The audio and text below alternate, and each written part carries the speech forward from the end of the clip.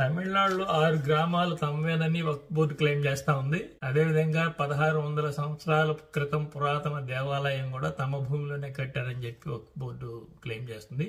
ముస్లింలకు సంబంధించిన అత్యున్నతమైన బోర్డు ఇది. అసలు ఇస్లాం పుట్టే 1400 సంవత్సరాలైంది. అసలు ఏమిటి వక్ఫ్ బోర్డు? రీసెంట్ గా ఒక పార్లమెంట్ సభ్యుడు ప్రైవేట్ బిల్లుని ప్రవేశపెట్టాడు.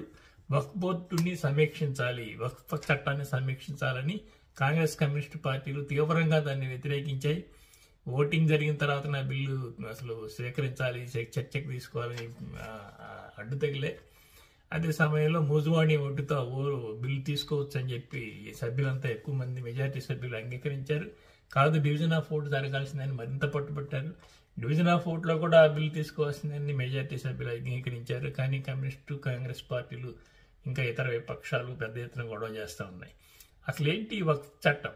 1954లో స్టార్ట్ అయిన ఈ వక్ఫ్ చట్టం దేశ విభజన సమయంలో ఇటువైపున ఉన్న ముస్లింలు అటువైపు, ఆ పాకిస్తాన్లో ఉన్న హిందువులు ఇటువైపు వచ్చారు. పాకిస్తాన్లో ఉన్న హిందువులు ఇటువైపు వచ్చినప్పుడు వాళ్ళ ఆస్తులు మొత్తం అక్కడ కోటి ముస్లింలు తీసేసుకుని అనుభవిస్తున్నారు. ఇక్కడ ముస్లింలు పాకిస్తాన్ వెళ్లిపోయినప్పుడు ఇక్కడ ఆస్తులన్నీ కూడా హిందువులు తీసుకోవడానికి ప్రయత్నిస్తే గాంధీ అడ్డుపడి నిరాహారదీక్ష చేశాడు. ఆ నిరాహారదీక్ష చేసిన సందర్భంలో అప్పుడు ఒక చట్టం తీసుకొచ్చారు. ఆ చట్టమే వక్ఫ్ చట్టం. ఈ ఆస్తులు మొత్తాన్ని వక్ఫ్ చట్టానికి, వక్ఫ్ బోర్డుకి అప్పగించారు. ఆ అప్పగించిన తర్వాత 1995లో పివి నరసింహారావు ఒక సవరణ తీసుకొచ్చాడు ఈ చట్టానికి. అది చాలా దారుణమైంది. పివి నరసింహారావు హిందువులకు ద్రోహం చేసే సవరణ తీసుకొచ్చాడు. అదేంటంటే దాని ప్రకారం వక్ఫ్ బోర్డు ఏదైనా ఒక స్థలాన్ని, దేశంలో ఏదైనా ఒక స్థలాన్ని ఇది తనదని స్వాధీనం చేసుకుంటే ఆ స్థలం తనది కాదని నిరూపించుకోవాల్సిన బాధ్యత ఆ స్థలం ఓనర్. ఎంత దారుణమైన చట్టం చూడండి. దానివల్ల